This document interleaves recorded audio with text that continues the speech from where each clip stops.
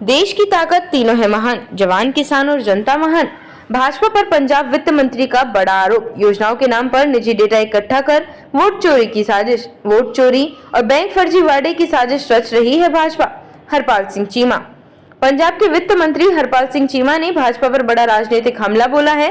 उन्होंने आरोप लगाया कि भाजपा केंद्र की योजनाओं के नाम पर आम लोगों से आधार कार्ड, पैन कार्ड और बैंक डिटेल जैसी संवेदनशील जानकारी इकट्ठा कर रही है। इस डेटा का इस्तेमाल न सिर्फ वोट चोरी में किया जाएगा, बल्कि लोगों के बैंक खातों से पैसे निकालने की भी साजिश है।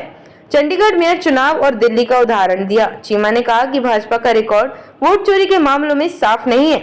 उन्होंने कहा कि चंडीगढ़ मेयर चुनाव इसका ताजा उदाहरण है, जहां भाजपा ने चुनावी प्रक्रिया को धांधली से प्रभावित किया। इसके अलावा दिल्ली में भी बड़े पैमाने पर वोट चोरी हुई और अब बिहार में भी भाजपा इस तरह की साजिश रच रही है। पर्सनल डाटा एक्ट 2023 का उल्लंघन। चीमा ने कहा कि भाजपा द्वारा इस तरह निजी डाटा इकट्ठा करना सीधे सीधे पर्सनल डाटा एक्ट 2023 का उल्लंघन है, जो एक कानूनी अपराध है।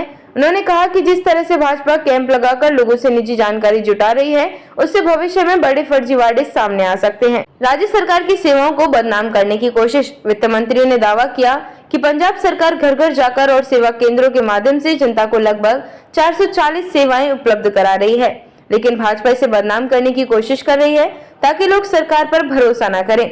60,000 करोड़ का जीएसटी घाटा। चीमा ने भाजपा की केंद्र सरकार को कटघरे में खड़ा करते हुए कहा कि जीएसटी लागू होने के बाद पंजाब को अब तक करीब 60,000 करोड़ रुपए का नुकसान हुआ है। इसकी भरपाई केंद्र को करनी चाहिए, लेकिन भाजपा इस पर चुप्पी साधे हुए है। राहुल गांधी के दावे पर जवाब टाला। जब चीमा से पूछा गया कि क्या आम आदमी पार्टी राहुल गांधी द्वारा लगाए जा रहे वोट चोरी के आरोपों का सीधा समर्थन करती है या नहीं, तो उन्होंने इस पर कोई सीधा जवाब नहीं दिया। हालांकि उन्होंने ये जरूर कहा कि भाजपा पूरे देश में वोट चोरी करके आगे बढ़ रही है।